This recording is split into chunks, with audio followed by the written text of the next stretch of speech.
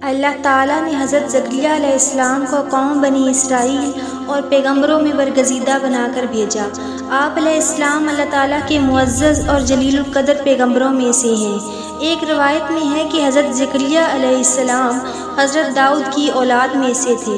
بیان کیا جاتا ہے کہ دن گزرتے گئے ابراہیم اور یعقوب کی نسل سے کچھ نیک لوگ پیدا ہوئے جن کو آل عمران کے نام سے یاد کیا جاتا ہے۔ اللہ تعالیٰ نے سورہ آل عمران میں فرمایا، خدا نے آدم اور نوح اور خاندان ابراہیم اور خاندان عمران کو تمام جہان کے لوگوں میں منتخب فرمایا تھا۔ ان میں بعض کی اولاد تھی اور خدا سننے والا اور جاننے والا ہے۔ زکریا علیہ السلام کی بیوی یحییٰ علیہ السلام کی والدہ اور مریم علیہ السلام کی والدہ حنا دونوں حقیقی بہنیں تھیں، جبکہ زکریا علیہ السلام رشتے میں مریم علیہ السلام کے خالو لگتے تھے۔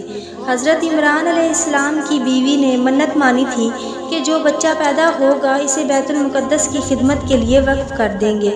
حضرت مریم علیہ السلام کی پیدائش کے بعد جب انہیں بیت المقدس میں لایا گیا تو ان کی کفالت کی ذمہ داری اللہ نے حضرت زکریا علیہ السلام پر ڈالی۔ آپ علیہ السلام بنی اسرائیل میں معزز شخص مانے جاتے تھے۔ حضرت زکریا علیہ السلام کی کفالت میں مریم علیہ السلام نے بہت اچھی پرورش پائی اور وہ نیک، عبادت گزار اور بہت زیادہ سچ بولنے والی تھی۔ سورہ آل عمران میں ارشاد ہوا، تو پروردگار نے اس کو پسندیدگی کے ساتھ قبول فرمایا اور اسے اچھی طرح پرورش کیا اور زکریا کو ان کا متکلف بنایا۔ زکریا جب کبھی عبادت گاہ میں ان کے پاس جاتے تو ان کے پاس کھانا دیکھتے۔ ایک دن مریم سے پوچھنے لگے کہ مریم، یہ کھانا تمہارے ہاں کہاں سے آتا ہے؟ وہ بولی، خدا کے ہاں سے آتا ہے، بے شک خدا جسے چاہتا ہے بے شمار رزق دیتا ہے۔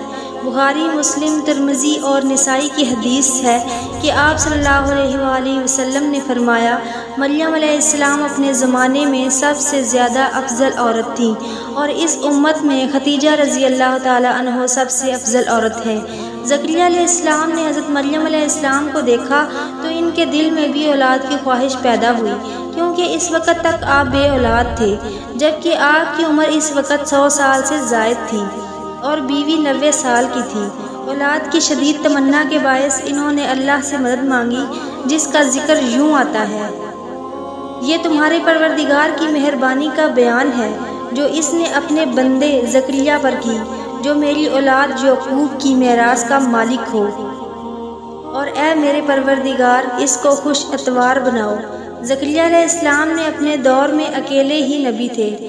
ان کے دور میں اصحاب اور رشتہ دار میں کوئی قابل آدمی نہ تھا، تو ہم نے ان کی پکار سنی اور ان کو یحییٰ بخشے اور ان کی بیوی کو ان کے حسن معاشرت کے قابل بنایا۔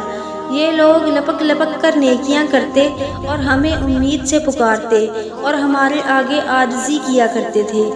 زکریا علیہ السلام یہ سن کر بہت خوش ہوئے اور حیران بھی، کہنے لگے، پروردگار، میرے ہاں کس طرح لڑکا پیدا ہوگا اس حال میں کہ میری بیوی بانجھ ہے اور میں بڑھاپے کی انتہا کو پہنچ چکا ہوں؟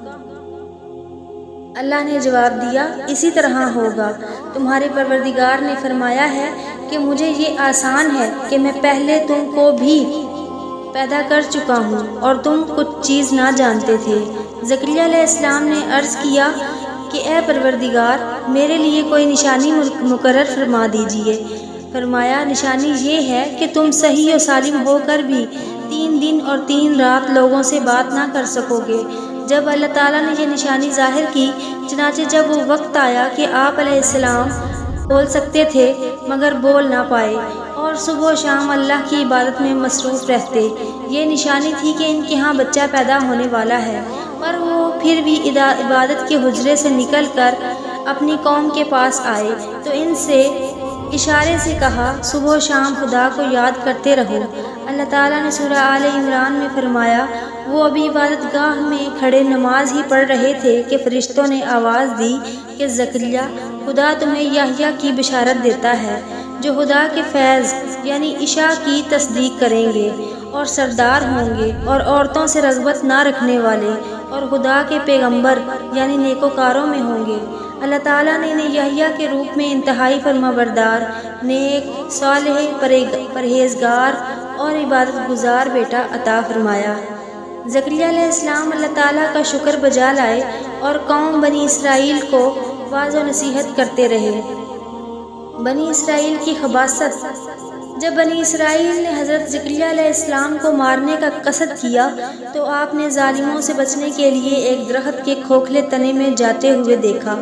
جب وہاں پہنچے تو آپ کو کہیں نہ پایا۔